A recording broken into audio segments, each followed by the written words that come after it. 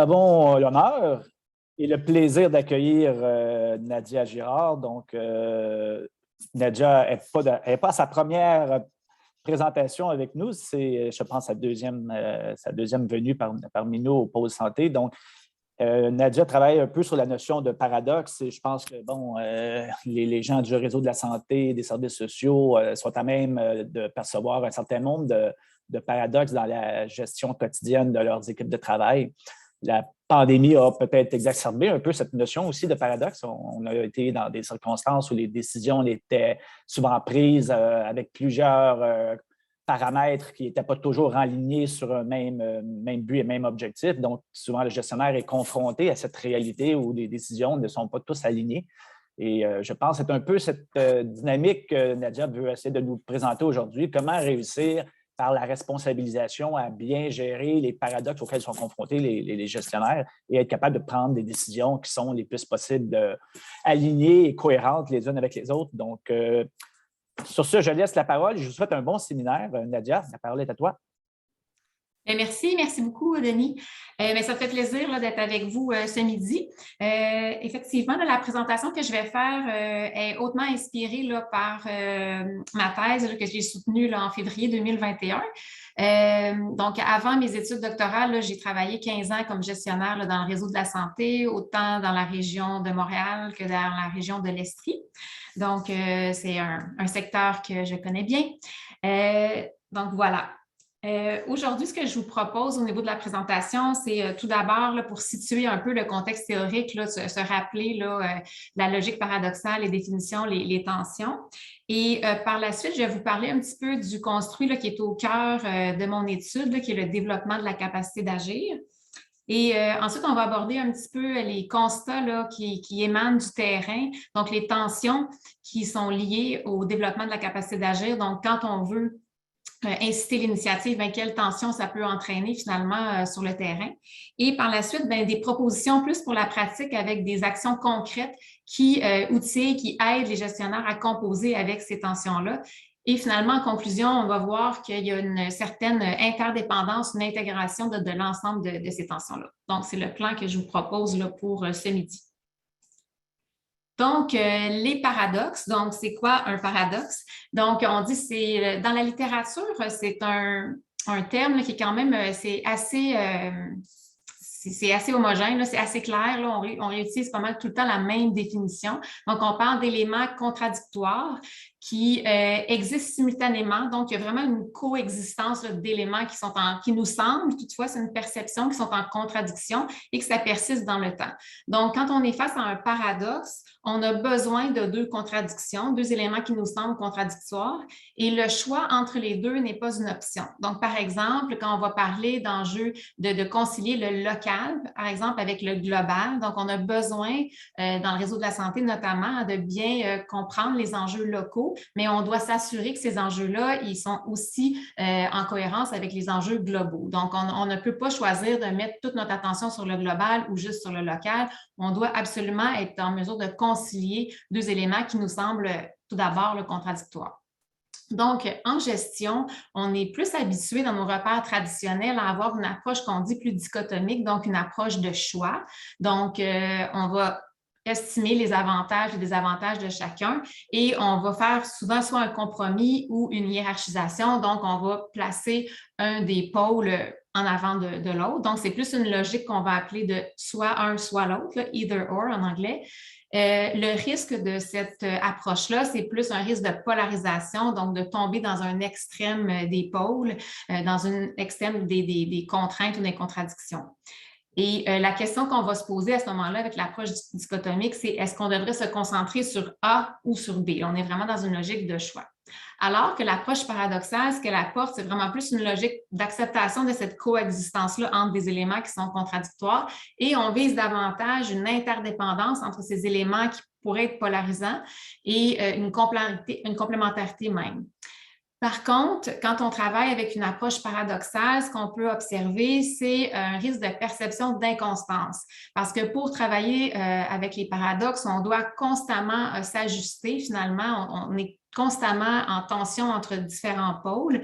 Donc, pour les gens qui vivent ça, on peut avoir l'impression de ne pas savoir où on s'en va ou avoir une certaine perception d'inconstance ou que les gens vont mélanger, même souvent avec de l'incohérence. Là, on va entendre souvent les intervenants dans le réseau nous dire « mais ce n'est pas cohérent ». Par contre, parfois, la vision, elle est claire, mais le chemin, il y a des détours qu'on va prendre pour s'ajuster, pour justement être capable de concilier là, différentes tensions. Donc, la question principale quand on est dans une approche paradoxale, c'est comment pouvons-nous faire A et B? Donc, on voit là, la différence entre les deux approches, l'approche plus traditionnelle qu'on connaît bien en gestion et l'approche un peu plus récente là, de l'approche paradoxale.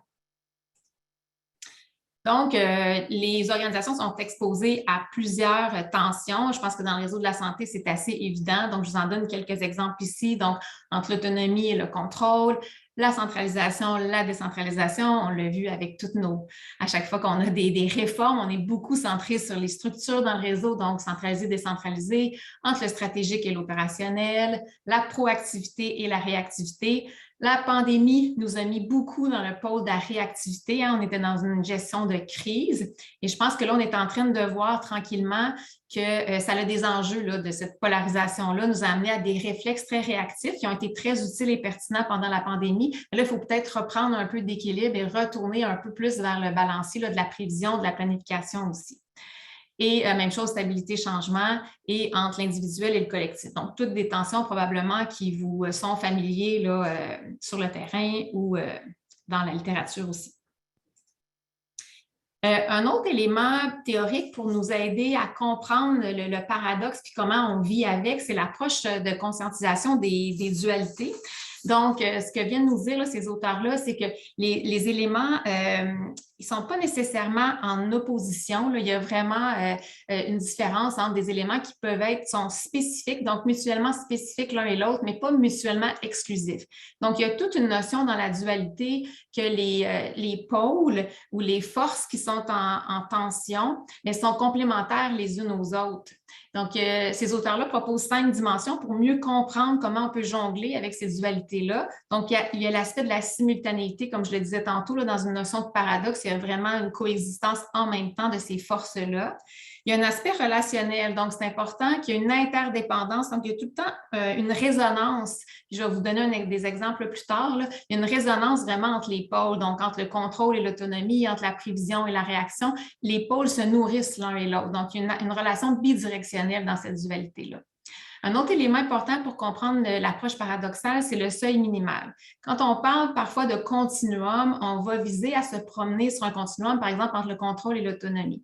Là, ce qu'on ajoute avec l'approche paradoxale et l'approche de conscientisation des dualités, c'est qu'on ne vise jamais les extrêmes. Donc, on ne veut pas tomber dans un extrême de contrôle ou un extrême d'autonomie qui nous mènerait vers une polarisation.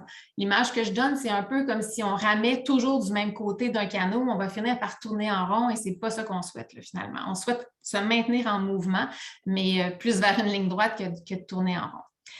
Il y a l'aspect dynamisme aussi, donc c'est un équilibre dynamique qu'on cherche. Donc, vous avez l'image aussi du funambule qui est là, c'est parce qu'on ne vise pas encore là la recherche d'un compromis entre les deux forces, puis de dire, bon, ben là, j'ai trouvé, voici mon point d'équilibre, je vais rester là, je vais m'asseoir là, puis là, je suis correct pour 2 ans, là, j'ai trouvé mon centre. On est vraiment plus dans l'image du funambule qui est constamment en micro-oscillation, donc constamment en mouvement pour maintenir son équilibre. S'il arrête de se micro-ajuster, il va tomber. Donc, on est plus dans cette pensée-là de dynamisme avec l'approche paradoxale.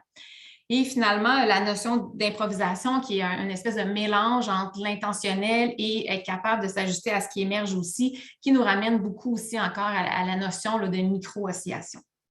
Donc, cette approche-là nous aide aussi à comprendre un peu le dynamisme là, derrière, l'équilibre dynamique finalement qui est central à l'approche paradoxale. Ce qui me mène à vous parler un petit peu du construit qui est au cœur de la recherche que j'ai menée, là, qui est plus la notion de responsabilisation. Ce qu'on peut voir en partant, c'est que la responsabilisation, elle a vraiment 2 volets. Pour être responsable, ça prend 2 choses. Premièrement, il faut avoir une latitude d'action. Si on n'a pas cette latitude-là, on ne peut pas être responsable de quelque chose, il faut avoir une marge de manœuvre et il faut assumer les conséquences et les risques qui sont associés aux décisions, aux actions qu'on va prendre en fonction de cette liberté d'action-là. Donc, c'est un mélange un peu en anglais aussi d'empowerment puis d'accountability. Donc, ce qu'on peut voir, c'est que déjà d'emblée, même au niveau conceptuel, on voit qu'il y a déjà une tension qui est intrinsèque au concept de responsabilisation. Donc, on peut s'imaginer que quand on veut opérationnaliser ou actualiser la responsabilisation sur le terrain, il va probablement y avoir des tensions aussi. Donc, les tensions entre l'idée de rendre compte et la capacité d'initiative. Donc, l'idée derrière la responsabilisation, c'est pas d'être dans une autonomie extrême où on n'est plus, où il n'y a aucun contrôle qui est exercé, puis on serait dans une espèce d'anarchie. Et l'autre élément aussi, c'est qu'on n'est pas dans un contrôle non plus qui ne permet plus cette marge de manœuvre-là. Par contre, on voit que chacun des pôles ont leur raison d'être, leur utilité. Donc, le contrôle est utile pour toute la notion de régularité, de prévisibilité, d'assurer un suivi. Et en même temps, l'autonomie va offrir une plus grande souplesse, plus d'adaptation. Donc, ça m'a mené à préciser davantage ce concept-là vers la notion du développement de la capacité d'agir. Donc, si on reprend le terme empowerment en anglais, donc il y a le mot power là, qui est central. Donc, la traduction plus naturelle en français, bon, il y a plusieurs traductions, mais la traduction là, qui me semblait le plus naturelle, c'était le développement du pouvoir d'agir. Par contre, sur le terrain, quand j'ai fait mes entrevues, ma collègue de données, je parlais de pouvoir d'agir, mais finalement, je me suis rendu compte que ça parlait peu aux gens. Quand on leur parle de pouvoir d'agir, ils vont nous répondre qu'est-ce qu'ils ont le droit de faire. Donc, ils vont nous répondre, bien, moi, mon pouvoir d'agir, c'est d'autoriser des contrats jusqu'à l'ordre de 25 000 $. C'est ça que j'ai le droit de faire. Donc, comme nous, ce qu'on cherchait, c'était davantage qu'est-ce qui incite l'initiative, ça ne répondait pas tout à fait. Donc, on voit que quand on parle de pouvoir, les gens ne vont pas nous parler de leurs initiatives. Alors que quand on leur parle de qu'est-ce que vous seriez capable de faire, là, ils amènent à un autre niveau leur réflexion. Ils sont capables de proposer des initiatives, des solutions, des irritants qu'ils voient pour lesquels ils seraient capables de proposer des solutions.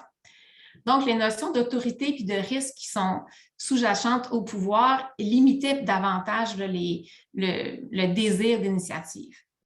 Donc, la finalité qu'on recherche, c'est vraiment plus l'initiative, donc la personne soit responsable, mais pas nécessairement une augmentation, une distribution du pouvoir. On n'est pas dans le leadership partagé, par exemple.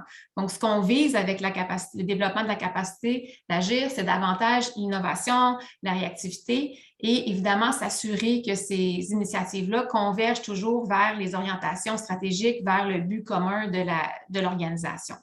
Donc, on n'est pas dans des jeux de pouvoir, mais davantage dans viser une évolution plus naturelle des notions d'amélioration continue. Donc, la définition que je propose pour la capacité d'agir, c'est un processus qui valorise la prise d'initiative en misant sur l'actualisation de compétences qui contribuent à l'atteinte d'un but collectif. Donc, c'est toujours bien important que les initiatives convergent vers ce but collectif-là et dans une perspective évolutive. Donc, c'est vraiment dans une finalité d'innovation et d'amélioration continue. Si je le reprends autrement, la capacité d'agir, donc la notion de capacité, on est davantage centré sur la connaissance, l'expertise, la compétence de la personne et non son pouvoir, mais plus ces éléments-là. Et la notion d'agir, elle est quand même aussi importante parce que ces compétences-là doivent se concrétiser en changement, en décision, donc doivent apporter quelque chose. La valeur ajoutée de la capacité d'agir, c'est la proactivité, la prise d'initiative.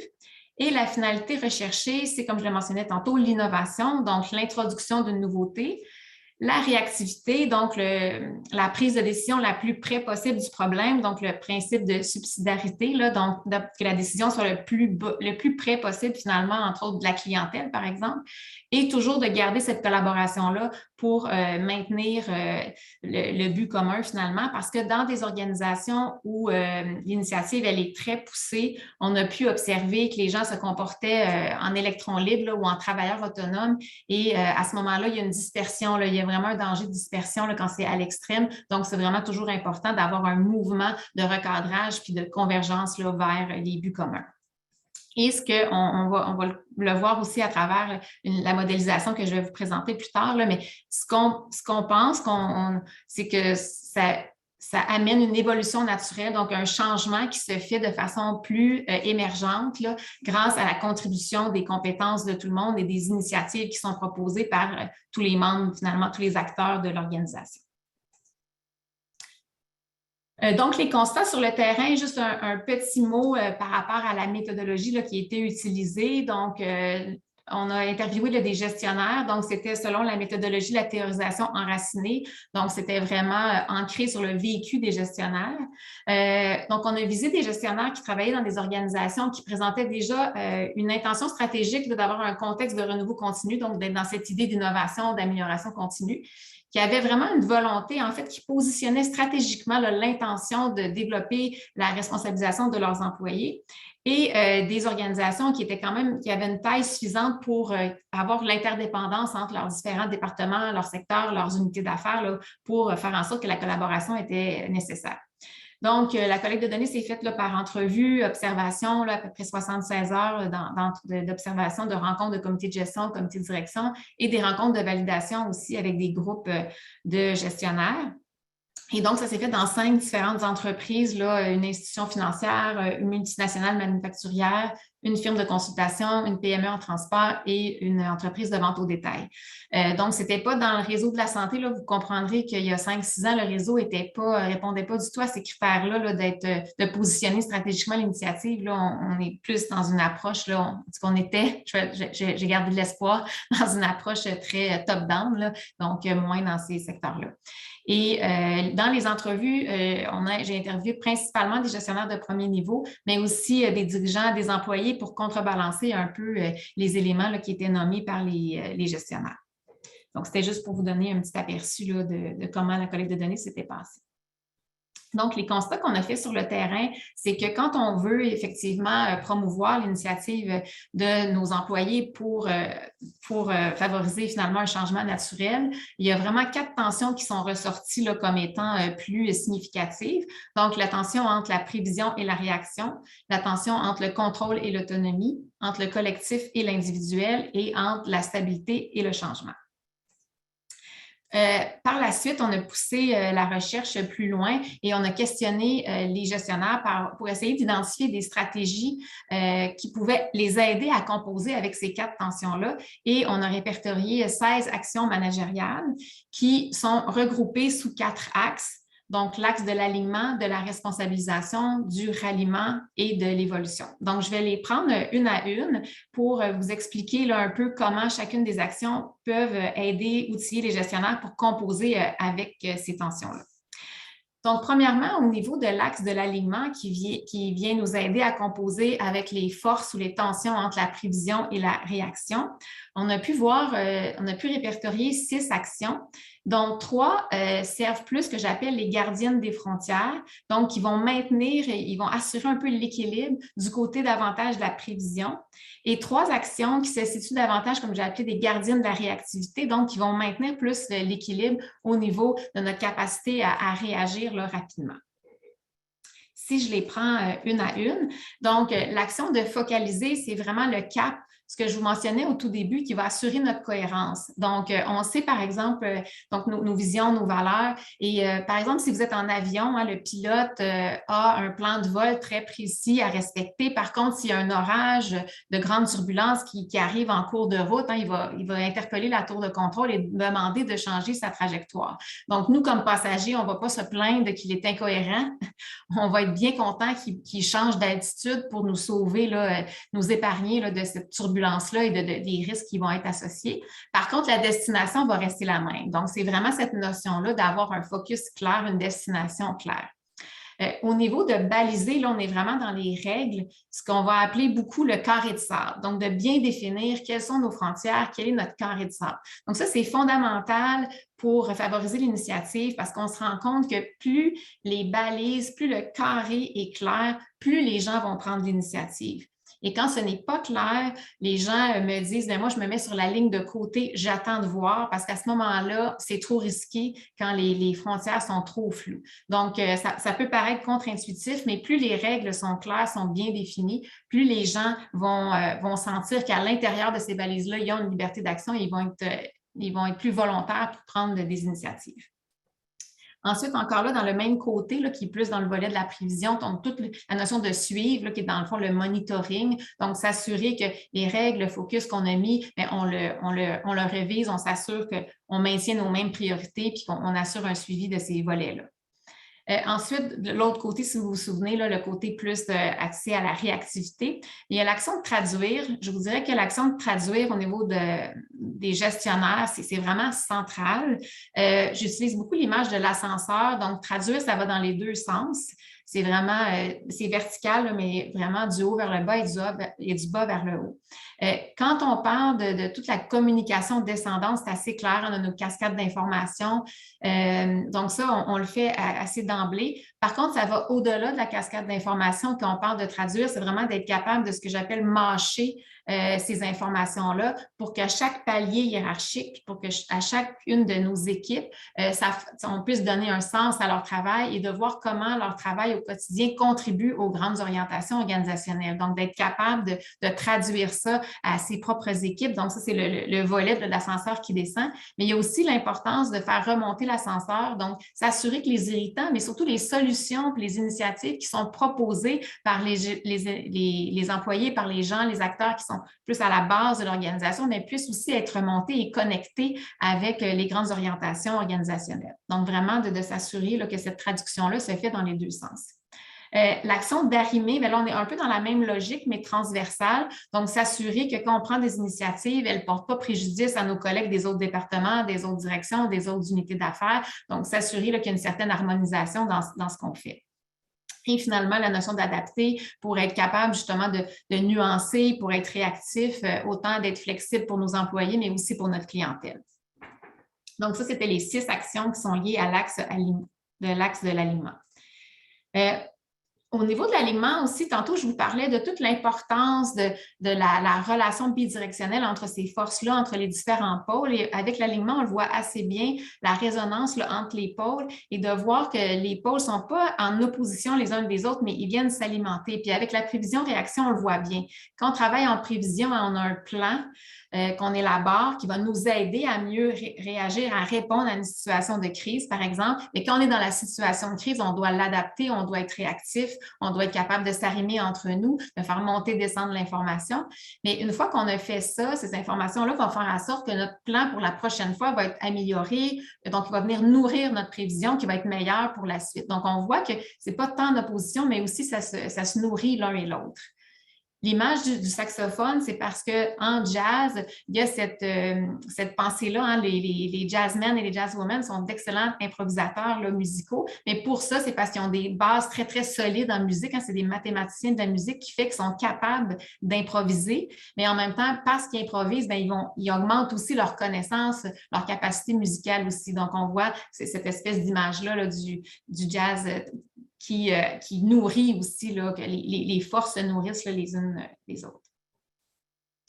Si je vous amène à l'axe de la responsabilisation, donc l'axe de la responsabilisation, ce qu'il y a là de particulier, c'est qu'il y a vraiment une gradation du risque, donc un peu une hiérarchie d'une action à l'autre. Donc, on voit la première action, c'est l'action de consulter. Donc, quand on consulte, on est dans l'ordre des idées. Donc, on se mouille pas tant, autant comme personne qui consulte que comme personne qui se fait consulter. Par contre, il y a une gestion des attentes qu'il faut faire là, quand on commence à consulter, mais on est vraiment plus dans l'ordre des idées, donc ça se gère quand même assez bien. Quand on arrive à l'autre niveau, qui est le niveau d'impliquer, bien là, il y a vraiment une opérationnalisation des idées. Donc, on sait que si on est consulté et qu'on va émettre une idée, bien, on risque de se faire demander de participer à l'opérationnalisation ou à l'actualisation de cette idée-là. Donc, c'est le deuxième niveau. Quand on arrive à soutenir l'initiative, donc on veut favoriser la liberté d'action, puis on veut que les gens proposent leur propre scénario. Ce qui est différent ici, je veux juste faire la différence avec déléguer. Quand on délègue, comme gestionnaire, comme dirigeant, on choisit les responsabilités, les tâches, les activités qu'on délègue. Donc, on a encore un contrôle sur qu'est-ce qu'on va déléguer. Quand on soutient l'initiative, ici, c'est vraiment plus émergent. Donc, c'est des scénarios qui vont émerger. Donc, comme j'aime bien dire, souvent, là, rendu là, on devrait avoir un petit peu mal au ventre comme gestionnaire là, parce que le risque est un petit peu plus grand, on a beaucoup moins de contrôle. Il faut voir comment on va être capable de composer et de naviguer avec ce qui va émerger. Assurément, ça prend un accompagnement continu, par exemple, avec les initiatives qui émergent. On sait qu'on ne sera pas capable de toutes les opérationnaliser, mais d'être capable d'expliquer aux gens pourquoi, de donner une rétroaction par rapport aux initiatives qui vont avoir été soulevées. Et finalement, encourager l'expérimentation, là, on tombe vraiment dans nos grands audacieux, là, donc qui vont être capables de tester des choses, là, qui vont sortir des sentiers battus, là, qui vont être plus là, en avant de la parade, là, si je peux dire, là, à ce moment-là. Au niveau du troisième axe, l'axe ralliement, on est vraiment plus dans l'aspect relationnel, finalement, de comment composer avec ces tensions-là. Là. Donc, c'est vraiment plus les liens entre les personnes, puis on veut concilier les intérêts individuels et les intérêts collectifs. Donc, il y a 4 actions sous cet axe-là. Donc, l'action de reconnaître. Ce qu'on a pu voir assez rapidement avec les gestionnaires sur le terrain, c'est qu'il y a vraiment un enjeu de reconnaître. On est beaucoup dans la reconnaissance d'équipe, la reconnaissance de groupe. Mais quand on veut justement favoriser davantage l'amélioration continue, le changement, l'évolution naturelle, l'unicité de chacun, elle est aussi importante. Là, comme je disais au début, quand on parle de capacité d'agir, hein, on parle de compétences, de connaissances, de l'expertise de chacun qu'on veut mettre en valeur. Donc, on doit aussi reconnaître que chaque personne est unique dans ce qu'elle peut apporter, dans comment elle peut contribuer, et en même temps, s'assurer que cette contribution-là est au service du nous, finalement, aussi. Donc, il y a vraiment 2 niveaux de reconnaissance qui sont nécessaires pour rallier les intérêts individuels et les intérêts collectifs. Il y a la notion de connecter aussi, donc le rôle du gestionnaire, là, de créer des opportunités de synergie entre les gens, d'assurer son rôle de relayeur finalement. Et la notion de co-créer, où on est vraiment, pour être capable de composer entre les intérêts individuels et collectifs, on voit vraiment que quand les gens sont en co-création, ils fabriquent des idées collectives et c'est vraiment là qu'on voit une énergie, un plaisir particulier qui va faire en sorte qu'on est capable de concilier l'individu avec le collectif. Les gens vont se projeter ensemble dans le futur, vont être capables de proposer de la nouveauté. Dans l'analyse de données, ce qui était particulier de cette action-là, c'était vraiment associé à un haut niveau d'énergie et au plaisir aussi. Là.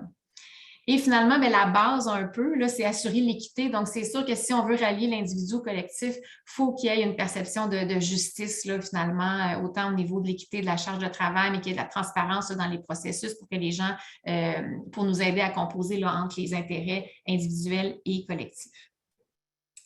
Ce qui m'amène à vous présenter la modélisation de ces axes-là. Ce qu'on a pu voir, c'est que chacun de ces axes, ces 3 axes-là, avec les 14 actions que je vous ai présentées, ils génèrent finalement un mouvement qui anime l'évolution finalement. Quand je parle d'évolution, c'est une espèce de changement plus naturel qui se passe. Mais on a aussi pu voir qu'il y a 2 actions spécifiques à l'évolution, donc pour nous aider à composer au niveau de la tension entre la stabilité et le changement.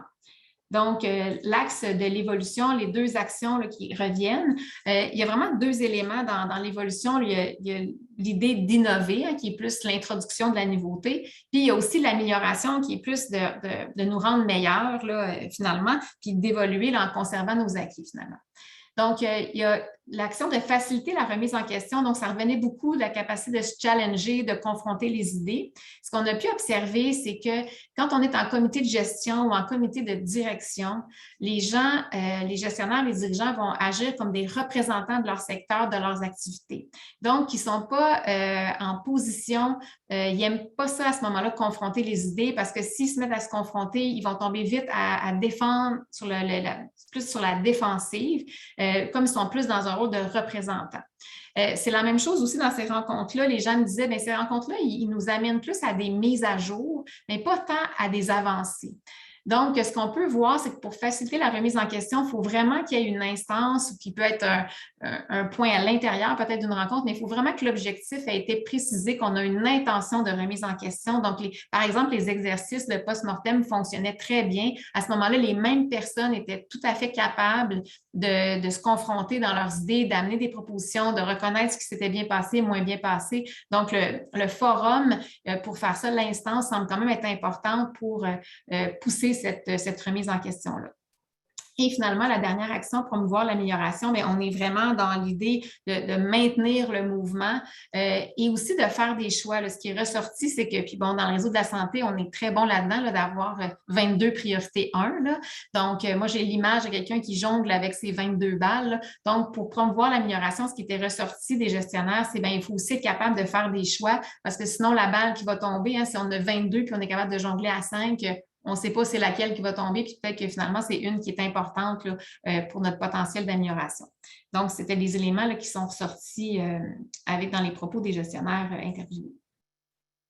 Donc, ce qui m'amène finalement à vous amener à la notion d'interdépendance des axes. Donc, ce qu'on peut voir, c'est que les différents axes que je vous ai parlé sont complémentaires, qui vont se renforcer ou s'équilibrer finalement. Comme vous pouvez le voir un peu ici là, avec les flèches là, au niveau du modèle, là, donc vous voyez qu'il y a une interaction là, entre les différents pôles et entre les différents axes. Et pour vous illustrer un exemple, c'est particulièrement visible quand on veut développer la capacité d'agir entre la notion de contrôle et d'alignement. Donc, quand on est dans un contexte où on veut développer la capacité d'agir, on a pu voir que toute la notion de contrôle, elle passe beaucoup par l'alignement. Donc, plus, comme je vous le mentionnais tantôt, plus le carré de sable est clair, le contrôle va passer par là, par ces balises-là. Donc, on va être capable d'assurer un suivi, d'assurer une surveillance, mais tout en ne brimant pas l'initiative finalement, en passant par l'alignement. Donc, c'est l'alignement qui va jouer beaucoup cette fonction-là de contrôle dans un contexte où on veut favoriser l'initiative. Donc, c'est un exemple de cette interdépendance-là entre les axes là, que vous voyez ici. Là. Puis, c'est ça, comme je mentionnais, j'aime bien l'image du canot pour dire que les tensions paradoxales, ils vont vraiment générer un mouvement. C'est les micro-oscillations que je vous parlais qui vont nous permettre d'avancer finalement doucement sans faire chavirer le canot. Donc, l'espèce d'autorégulation entre les tensions nous permet ça, là, de ne pas tourner en rond, de ne pas chavirer, mais d'avancer, de continuer à avancer. Donc, l'utilisation pratique du modèle, donc pour les organisations de façon générale, c'est un peu un outil qu'ils peuvent utiliser pour s'auto-diagnostiquer. Donc, s'ils veulent tenter d'encourager l'initiative. Donc, habituellement, le premier réflexe quand je présente le modèle, les actions dans un comité de gestion, c'est que les gens vont vraiment tout de suite cerner un axe et vont dire, bien, nous, notre organisation, elle est faible au niveau de cet axe-là. Donc, soit au niveau du ralliement, de l'alignement. Donc, ils vont tout de suite capter qu'il y a un axe qu'ils doivent travailler en premier. Donc, ça va les guider là, par rapport à leurs prochaines étapes là, pour encourager l'initiative. Et au niveau des gestionnaires, ils peuvent choisir une action, même si dans des organisations où il y a très peu de marge de manœuvre, là, quand j'enseigne aux gens du réseau, hein, c'est ce qu'ils me disent, là, leur marge de manœuvre, les gestionnaires de proximité, là, leur perception, c'est qu'en ce moment, ils se sentent davantage comme des exécutants et ils sentent que leur marge de manœuvre, elle est mince. Mais en même temps, il y a des actions qu'ils peuvent faire au sein de leurs propres équipes. Quand je vous parlais tantôt de traduire, donc ils sont capables quand même de voir comment eux-mêmes peuvent donner un sens à leurs équipes pour qu'au sein de leurs équipes, les gens peuvent quand même sentir que leurs compétences, leur expertise, elle peut être mise à contribution. Donc, ils ont quand même une possibilité dans cette petite marge-là de repartir avec des actions avec lesquelles ils ont une certaine autonomie qui vont pouvoir là, quand même adapter un petit peu leur propre posture là, de gestionnaire. Donc, en conclusion, comment les gestionnaires peuvent composer ou tirer profit des tensions paradoxales liées au développement de la capacité d'agir? Donc, premièrement, en prenant conscience de l'existence de ces tensions-là. Habituellement, les gestionnaires le vivent, mais c'est un peu comme implicite. Puis habituellement, quand on leur parle de ça, bien, ils nous disent oui, OK, ça correspond à ma réalité. J'aurais peut-être pas j'aurais pas nommé ça comme ça. Mais en même temps, d'accepter que c'est comme ça, c'est la réalité. On est pris dans des tensions. C'est déjà comme une première étape versus essayer toujours de contrer cette espèce de mouvement-là de tension, puis essayer d'être toujours dans une approche de choix, une approche plus dichotomique. Donc, déjà, de cette première prise de conscience-là, ça l'aide à mieux naviguer dans cette réalité-là, le plus complexe. Ensuite de ça, bien, le deuxième élément de réponse, c'est qu'il y a des groupes d'action que je vous ai présentés qui vont nous aider à soutenir l'alignement, la responsabilisation, le ralliement et l'évolution. Donc, ils vont aider aussi très concrètement les gestionnaires à composer avec ces tensions-là. Et finalement, bien, l'approche paradoxale qui est une mise de tension constructive. Donc, on vise à la fois l'extension, mais le recentrage là aussi, comme je vous ai parlé, là, pour maintenir un mouvement dans l'organisation. Donc, c'est à poursuivre là, en termes de recherche à ce niveau-là, mais de voir comment les tensions, c'est sûr que c'est complexe, ça peut amener une certaine charge cognitive là, supplémentaire, mais en même temps, on peut voir qu'on commence à mieux explorer l'approche paradoxale comme étant des repères adaptés à nos réalités complexes. Là. Donc, il y a des éléments à explorer davantage de ce côté-là. Donc, voilà, je vous laisse la parole. Ça conclut ma présentation. Merci Nadia, vraiment pour la présentation bien complète. Donc, on va ouvrir maintenant la période des questions. Donc, vous avez 2 possibilités pour poser vos questions. La première, c'est donc de l'écrire dans le clavardage et moi, je vais la lire à haute voix pour que tout le monde puisse l'entendre. La deuxième option, c'est de lever la main tout simplement et on vous donnera la parole pour que vous posez vos questions directement à la conférencière.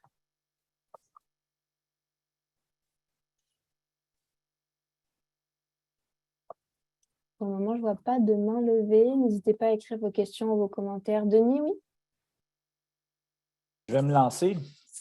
Je voulais voir comment tu situes cette réflexion sur le paradoxe de la responsabilisation dans le mouvement des organisations libérées. Il y a tout un mouvement qui est apparu depuis un certain nombre d'années.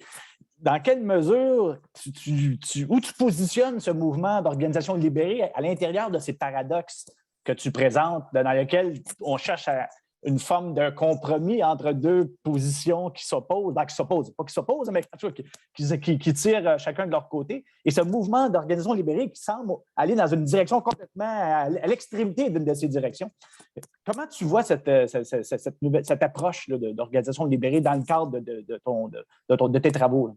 Oui, mais en fait, ce qu'on voit, c'est que les entreprises libérées, ça n'a pas donné nécessairement, il y a certains résultats dans des endroits, mais effectivement, là, on est dans une situation de polarisation, là, où c'est ce qu'on va préconiser là, chez, entre autres, là, un peu, c'est Isaac Gretz, là, puis M. Laloux, tout ça, là, qui vont parler de ça. C'est vraiment polarisant, là, parce qu'eux, ils mettent la hiérarchie complètement aux poubelles. Là. Par contre, quand on s'intéresse aux organisations de façon générale qui vont prôner davantage d'autonomie, d'initiative, on voit que finalement, puis il y a eu des études de cas par la suite, cette autonomie extrême-là, elle n'est pas possible là, parce que ça devient une polarisation et qu'il y a d'autres mécanismes de contrôle. Donc, le contrôle continue de se vivre, mais avec des mécanismes différents. Donc, un peu comme là, je vous le mentionnais, par l'alignement, par exemple, on va être capable d'avoir des mécanismes de contrôle. Donc, ce qu'on voit dans les études qui ont été faites là, sur les entreprises libérées, c'est que finalement, soit ça n'a pas perduré, là, des fois, c'est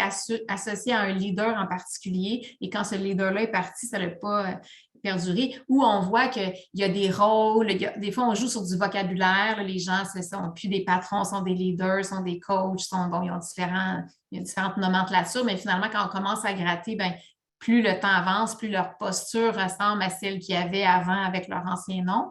Mais c'est ça, pour moi, c'est vraiment une polarisation là, vers l'autonomie, mais qui ne semble pas se maintenir dans le temps selon les études de cas qu'on voit, ou ceux qui se maintiennent, mais sont traduites par d'autres types de mécanismes. Donc, on voit que c'est pour ça que moi, j'en suis venue, parce que je me suis intéressée au départ à ces entreprises-là, mais j'en suis vite venue à la conclusion qu'il n'y avait pas d'autonomie extrême. Le contrôle, on a besoin d'avoir un contrôle sous différentes formes. Ça n'a pas besoin d'être un contrôle complètement dirigé et avec une reddition de compte hyper énergivore, mais ça va ensemble. Hein?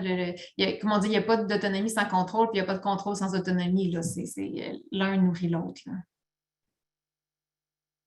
Merci. Je vois une question de Alain Gosselin qui nous dit déjà que le modèle est très bien développé. Il te remercie pour ta présentation. Et il nous demande est-ce que tu aurais un cas observé que tu pourrais présenter?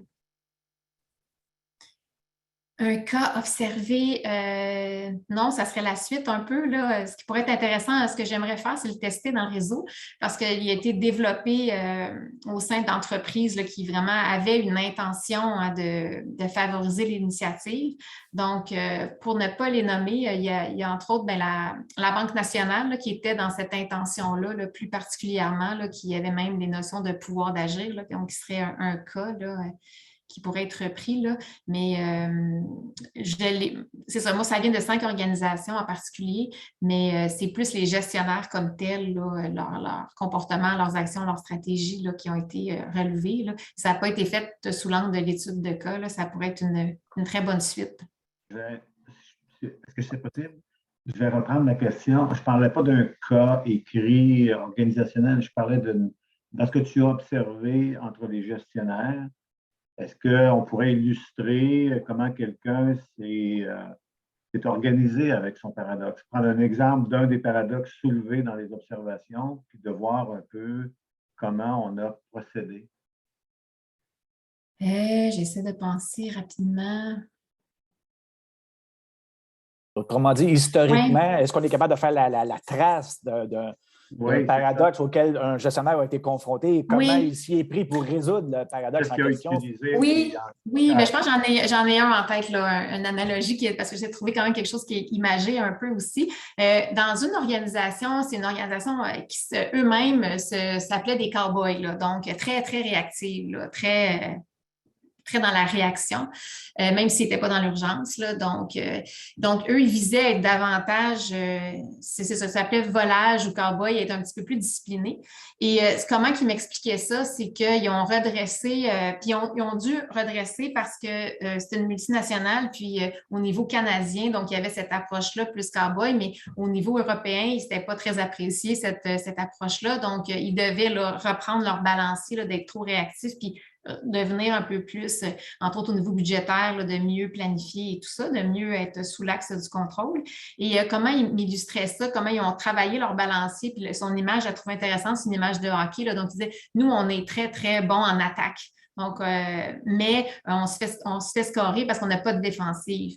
Donc, ils ont dû mettre de l'énergie sur davantage leur défensive pour être capable de balancer et faire face. Parce que là, quand il est arrivé des secousses, comment ils me disaient ça? Bien, on n'était pas prêts, puis on s'est fait rentrer dedans par le côté. Donc, l'idée de davantage axer sur la prévision, puis prendre davantage de recul, puis être moins réactif, ça leur a permis de mieux faire face au vent de côté, comme il me disait, là, puis d'avoir une approche beaucoup plus complète, d'avoir une équipe plus complète. Son analogie avec le hockey, là, c'était mais maintenant, on est bon en attaque, mais on a aussi une défensive. C'est un exemple d'un extrême réactif qui se sont rajustés vers davantage de prévision et de planification.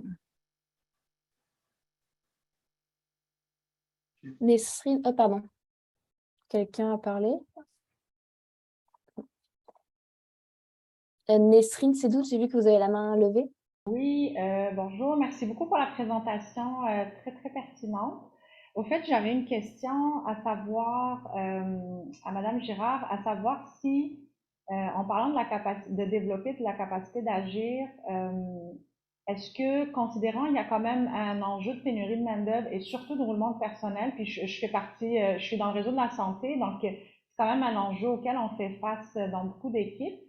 Est-ce qu'il y a un lien, une corrélation quelconque? Parce que je me demande si le développement de la capacité d'agir est justement corrélé à la baisse ou à la hausse quand on a un roulement élevé de personnel. Puis est-ce qu'il y a de la littérature qui soutient au fait des stratégies pour y remédier, puis poursuivre quand même le développement de la capacité malgré l'enjeu de pénurie et de roulement au fait du personnel? Bien, il y a deux volets à la réponse. Là. On peut penser que les gens et les nouvelles générations particulièrement là, souhaitent être mis à contribution, souhaitent que leurs compétences, leur expertise soient reconnues et valorisées. Donc, on peut penser que ça pourrait avoir un impact positif là, sur la rétention. Par contre, dans la littérature, il faut faire attention parce qu'en management, on a parfois tendance à avoir une certaine perversion là, par rapport, entre autres, le concept d'empowerment qui, à la base, était un concept qui voulait redonner du pouvoir à des minorités avant la Deuxième Guerre mondiale, donc aux minorités noires, aux femmes, finalement. Donc, c'était vraiment une idée de redonner du pouvoir, alors qu'en gestion, on a commencé à l'amener vers augmenter la productivité en lien avec l'empowerment, donc rendre les gens plus productifs productif. Donc, c'est sûr que si on le fait avec cette idée-là de développer la capacité d'agir simplement pour augmenter la productivité organisationnelle, bien là, je pense qu'on n'aura pas cet effet-là, on va avoir l'effet contraire. Il va y avoir une espèce d'asymétrie de pouvoir qui va être perçue. Puis, ce qu'on disait aussi, il y a une étude qui expliquait, qui évaluait les dyades entre la dyade patron-employé, puis pour l'espèce de tolérance au risque par rapport à la responsabilisation entre le patron envers l'employé, on va évaluer notre risque en fonction de la compétence de la personne, alors que quand on est un employé ou en tout cas envers notre patron, on va évaluer notre risque vraiment plus d'un point de vue relationnel, donc la relation de confiance, est-ce qu'on a confiance en cette personne-là? Donc, je dirais que c'est ça, là, c'est vraiment la notion de risque qui va faire en sorte que est-ce que c'est jugé quelque chose qui me valorise, qui me motive, qui me mobilise, ou est-ce que c'est quelque chose qui va faire en sorte que j'ai l'impression qu'on m'exploite? Donc, je pense que ça peut aller des deux côtés finalement. Ça dépend vraiment comment on gère le risque là, au point de vue de l'individu et de l'organisation. Merci beaucoup. Jacques Couillard, vous avez la main levée. Oui, oui, bonjour. Merci pour la présentation, Madame Girard. J'ai une question. Moi, je travaille dans le réseau de la santé, là. Est-ce que, ma question sur la capacité d'initiative, dans les organisations que vous avez étudiées, est-ce qu'elles sont comparables au réseau de la santé? Parce qu'on est souvent, les équipes vont dire qu'on a des capacités qui sont très limitées d'initiative parce qu'il y a toutes sortes de règles. Et puis aussitôt si par exemple, actuellement, tout le monde cherche des différents moyens de fidéliser les employés ou d'attirer les employés. Donc là, on cherche des idées nouvelles, mais c'est vrai aussi là, que le ministère va nous dire ben non, vous n'avez pas le droit de faire ça, ou qu'il nous ramène dans les rangs beaucoup. En même temps, je me dis, bon, si c'est des paradoxes parce qu'on veut que les gens prennent l'initiative, mais aussitôt qu'ils en prennent, on se fait ramener dans le rang. Puis, ben c'est ça, il y a comme un petit découragement, je dirais, parce qu'ils disent, ben dans le fond, on n'est pas capable. On n'est pas comme les autres entreprises. Je voudrais vous entendre est-ce que les autres sont confrontés à ce type de contexte? Puis, si c'est le cas, ben, tant mieux, ça pourrait nous aider à reparler à nos équipes pour dire qu'on n'est pas tout seul, puis qu'il y en a peut-être qui ont trouvé des moyens de quand même faire face à ces paradoxes-là. Mais le réseau est vraiment différent là, parce que quand je mentionnais tantôt l'intention stratégique de favoriser l'initiative, je ne la sens pas particulièrement dans le réseau, malgré qu'il y a une espèce de cercle vicieux là, où moi, j'entends aussi beaucoup les intervenants se positionner très passivement. Là, hein. Dans les médias, on entend souvent les infirmières, pour ne pas les nommer, mais dire bien, j'attends que mon patron trouve la solution, j'attends que l'organisation, les syndicats ont parfois malheureusement aussi ce discours-là le plus passif. Donc, je pense que ça ne vient pas juste là, du ministère ou de la gouvernance. Là. Je pense qu'il y a aussi quelque chose à rallumer là, qui était peut-être un peu éteint là, au niveau du réseau de la santé. Donc, c'est sûr qu'il y a des enjeux de conformité, mais bon, je parlais tantôt de la Banque nationale. Là, les banques ont aussi beaucoup de règles à suivre, beaucoup d'éléments de conformité. Donc, je pense que ce n'est pas nécessairement un environnement là, parfaitement favorable, là, par exemple, les banques et qui ont quand même cette intention-là. Par contre, effectivement, là, puis actuellement, j'enseigne là, à des gestionnaires dans le réseau et je leur enseigne ça, là, puis j'avais un cours justement la semaine passée là-dessus. C'est sûr que la marge de manœuvre, elle est restreinte, mais je pense que de plus en plus, le mouvement, il faut qu'il soit renversé. Là, comme je disais, là, il y a eu la loi 10, là, la réforme Barrette là, qui a vraiment été une approche là, axée sur le contrôle. La reddition de comptes a été énergivore. Et bien, la pandémie est venue renforcer les styles de leadership directif.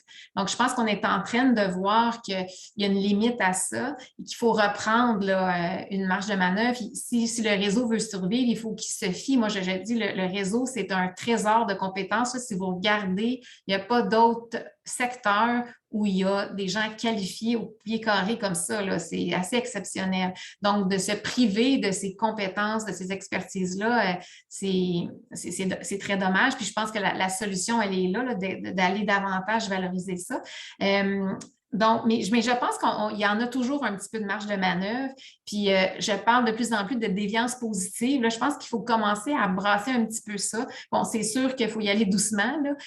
Mais j'ai eu des exemples là, récemment où, même à l'intérieur de l'organisation, là, entre autres, les directions de qualité-performance, donc quand on parle de salles de pilotage, de stations visuelles, de choses comme ça, bon, les gestionnaires se plaignaient qu'il n'y avait pas de marge de manœuvre pour déployer ce genre d'outils-là, puis c'était très, très normé, puis il fallait qu'il y ait 6 indicateurs. Puis finalement, mais ce que ça faisait, c'est qu'ils ne l'implantaient pas parce qu'ils ne voyaient pas la valeur ajoutée dans leur quotidien. Alors là, en décidant qu'il y avait une marge de manœuvre, puis en l'adaptant finalement à leur réalité, puis en se disant, mais je vais en faire une partie, mais déjà en 2 semaines, là, ça m'a vraiment impressionné. Il y a des gens qui sont venus et qui ont dit, ah, là, je l'ai implanté, puis j'ai vraiment vu que c'était utile pour moi, ça m'a sauvé du temps. Avant, j'avais des préposés à tous les jours qui venaient pleurer dans mon bureau. Là, depuis que je fais ma station visuelle quotidiennement, ça ne se fait plus. Donc, moi, je vois un gain. Fait que, tu sais, c'est des petites marges de manœuvre, mais je pense qu'il faut commencer par là, par cette petite marge-là, puis un petit peu de déviance positive, puis tranquillement. Puis, tu sais, la consigne qui avait été donnée par la direction de la qualité-performance, mais finalement, elle n'a pas été 100% respectée, mais quand la personne est revenue à la direction de la qualité-performance pour du soutien, bien, elle a eu le soutien, là. Fait que je pense qu'il faut y aller doucement, puis il faut briser un petit peu ça, mais c'est sûr que le contexte n'est pas facile là, pour favoriser l'initiative, là. On a encore quelques temps si vous avez encore des questions. Simplement pour information, la présentation PowerPoint ainsi que l'enregistrement du webinaire seront présents sur notre site internet du pôle santé. Donc, je vois quelques questions par rapport à si, par exemple, Nadia, tu donnais des séances de coaching. Donc, pareil, je pense qu'à la fin, tu as mis, on peut voir que tu as mis ton Oui, adresse j'ai mon courriel. adresse ici, là, donc oui, avec l'Université de Sherbrooke, là, mon adresse courriel de l'Université de Sherbrooke, là, oui, vous pouvez me contacter, là. Je vois si quelqu'un demande de remettre le modèle, donc j'imagine sur la présentation PowerPoint. Ah oui, Je sais pas justement, si je vais demander peut-être que vous avez une question par rapport à ça.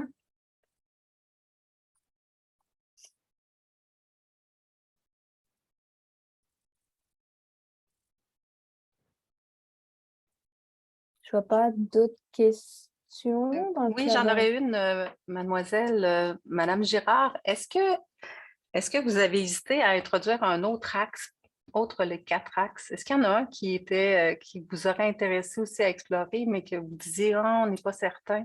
Ou c'est vraiment les 4 axes qui sont ressortis? C'était vraiment les 4. Là, je sais qu'il y a des fois, c'était plus entre, par exemple, dans l'alignement, il y a la notion entre le stratégique et l'opérationnel. Là, c'était plus un petit peu les nominations, je dirais, là, qui auraient pu être variées. Là, qu'est-ce que ça l'inclut? Là? Mais non, il n'y a pas vraiment d'éléments, je dirais, là, qui ont ressorti et qui ne réussissaient pas là, à être insérés.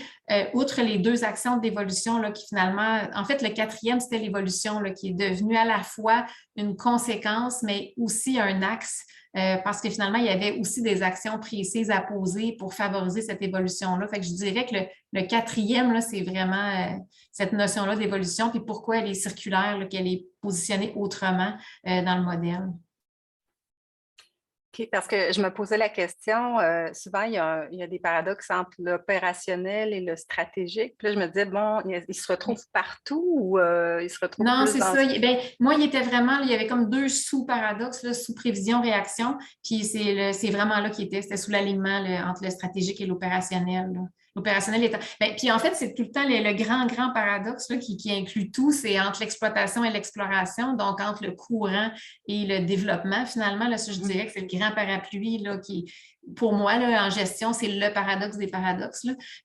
Donc, le stratégique opérationnel rentre aussi un peu là-dedans, mais pour moi, il était vraiment plus dans l'alignement, là, le stratégique étant plus du côté de la prévision, de la planification, et l'opérationnel étant plus vers le pôle là, de la réactivité, de la réaction.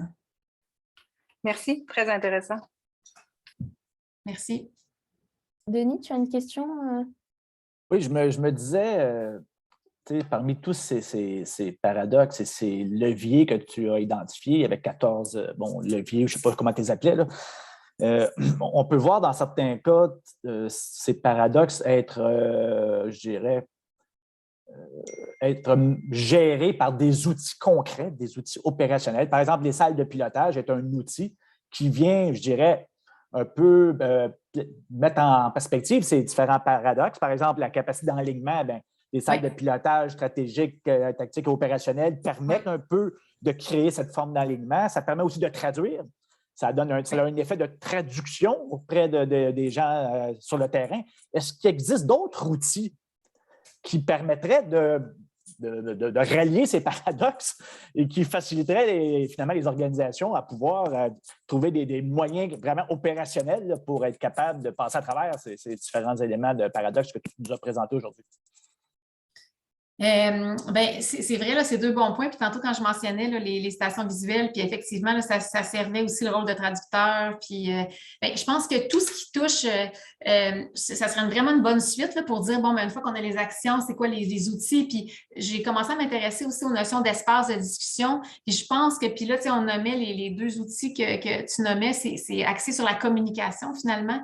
Puis l'espace de discussion aussi est là quand on parle de manager le travail, là, pour nous aider à composer avec les paradoxes. Je pense que ça passe beaucoup par le dialogue, par la discussion, donc les outils qui vont favoriser la communication. Je pense que ça serait ça. Là. Puis dans une des organisations, c'était un aspect où il y avait une très grande transparence sur toutes les données qui étaient utiles à l'organisation, qui faisait en sorte que comme tout le monde avait accès aux données, la prise de décision pouvait se faire beaucoup plus dans les paliers, beaucoup plus bas de l'organisation. Donc, tout ce qui outille la prise de décision. Donc, je pense que c'est beaucoup les outils de communication, les données, les rendre disponibles aux gens pour qu'ils puissent décider plus bas. Là. Mais ça revient pas mal autour de tout ce qui favorise l'interaction finalement.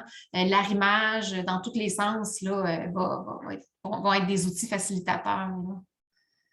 Donc, ça serait intéressant éventuellement de pousser plus loin la réflexion pour arriver avec des outils vraiment pratiques et concrets qu'on pourrait implanter dans les organisations auprès des équipes pour les aider. Là. Bon, la communication, il y a peut-être d'autres volets. Là. Moi, faudrait y réfléchir, là, mais il y a peut-être d'autres solutions. Oui, il y a d'autres, sûrement, d'autres mécanismes, d'autres outils. Là. Puis, dans le fond, c'était dans mon projet postdoc. Là, moi, je travaillais plus sur l'aspect espace de discussion, là, donc plus l'aspect communication puis dialogue à travers en parlant, parce que c'est vrai qu'on n'a pas beaucoup d'espace pour parler du travail comme tel, puis des tensions, puis des contradictions qu'on vit à travers nos tâches quotidiennes. Il n'y a pas vraiment d'espace pour faire ça, pour défaire les nœuds finalement. Là. Il n'y a pas beaucoup, mais il y a différents outils. Effectivement, les salles de pilotage servent aussi à avoir ces discussions-là, les discussions quotidiennes, les scrums, là, toutes les. Je pense que c'est ça qu'on vise aussi, là, à défaire rapidement.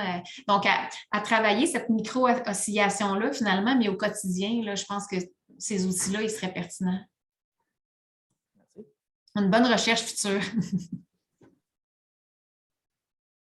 Il y a un commentaire de JC Wash dans le clavardage qui nous dit que l'approche ligne, justement, pourrait être vue comme paradoxale puisque ça développe la standardisation, mais aussi le participatif. Je ne sais pas si, Nadia, tu vas ajouter un élément. Tout à fait. Oui, c'est un très bon exemple. Puis ça revient un peu à avoir des balises, une formalisation. C'est comme toujours contre-intuitif. Je compare ça aussi comme la collaboration, c'est la même chose. Là, on a toujours l'impression que quand on est dans les aspects plus humains ou qu'on vise, là, qui sont comme qu'on ne peut pas être contre la vertu, là, qui sont plus vertueux, qui n'ont pas besoin de règles, mais c'est le contraire. Là. Même une collaboration, il faut qu'elle soit formalisée pour bien fonctionner, pour se pérenniser. Donc, je pense que c'est intéressant aussi, effectivement, de voir ce balancier-là entre l'aspect participatif du Lean. Là. Mais je pense que le Lean aussi, ça dépend comment il a été actualisé. Là. Souvent, on a beaucoup mis nos énergies sur la standardisation. Puis, c'est plus difficile aussi comme gestionnaire, même là, quand je pense à tout l'aspect participatif, mais marcher son plancher, là, qui est très dans l'esprit du Lean, mais c'est plus difficile à faire concrètement parce que ça prend du temps puis il faut le faire, même si on sait que c'est important. Mais oui, c'est un excellent exemple d'une tension paradoxale. Je ne vois pas d'autres questions ou d'autres commentaires. Je ne sais pas si quelqu'un d'autre voudrait ajouter un élément. Sinon, on va pouvoir conclure le séminaire. Donc, je ne vois pas d'autres questions. Donc, merci tout le monde pour votre présence au séminaire. Je vais peut-être, Nadia, je ne sais pas si tu veux ajouter un mot pour conclure et Denis, après, peut-être conclure le séminaire. Bien, merci beaucoup. C'est bien intéressant de poursuivre cet échange-là. Puis, j'espère là, que ça a un écho là, pour votre réalité, là, autant en recherche là, qu'en gestion. Là. Puis, parce que l'idée derrière ça, c'est de contribuer, d'aider, d'outiller les gestionnaires là, à trouver des pistes là, finalement pour naviguer à travers ce quotidien-là qui est complexe et turbulent finalement. Bien, merci beaucoup, Nadia, pour ta magnifique conférence, pour ce séminaire. Je pense que les gens ont apprécié. Je reçois je reçois plusieurs éléments de signalement comme quoi les gens ont apprécié le séminaire. Je pense que ça l'amène à réfléchir à des éléments auxquels on est confronté quotidiennement, mais souvent de façon plutôt subjective, sans s'en rendre réellement compte, mais que finalement, au bout du compte, ça a un impact considérable sur notre capacité de prise de décision et sur la capacité qu'on a aussi de transmettre cette autonomie à l'ensemble de nos équipes de travail, là. Et je pense que le réseau a nettement besoin de cette autonomie. On a vu dans plusieurs établissements où on a accentué l'autonomie décisionnelle sur la création des horaires de travail, sur ce genre de paramètres. On a vu des améliorations énormes en termes de qualité de vie au travail, en termes de santé psychologique, donc en termes de qualité de soins. Je pense que la notion d'autonomie, elle est devenue centrale, surtout en situation de pénurie de main-d'œuvre. Plus la main-d'œuvre est en contexte de pénurie, plus il va falloir donner de la marge de manœuvre à ceux qui sont présents pour justement éviter de devoir toujours les encadrer. Donc, tout ça, je pense, ça fait partie d'une réalité auquel on est confronté et je pense que l'avenir est prometteur si on est capable de développer cette marge de manœuvre au sein de nos établissements de santé. Oui, je crois aussi. Bon, mais merci à tous et on se revoit au prochain séminaire. Je ne sais pas si, Florence, l'idée, c'est quoi le titre du projet? Je ne sais pas devant moi. Oui. Oui, donc le prochain séminaire sera le 8 novembre. Il portera sur le centre de commandement du SUS Centre-Ouest. Et vous pouvez déjà vous inscrire sur le séminaire si vous souhaitez y assister. Toutes les inscriptions et la liste des prochains séminaires sont sur notre site Internet. Communément appelé le C4. Donc, on vous voit en novembre. Merci à tous. Au plaisir. Bonne journée. Au revoir. Merci.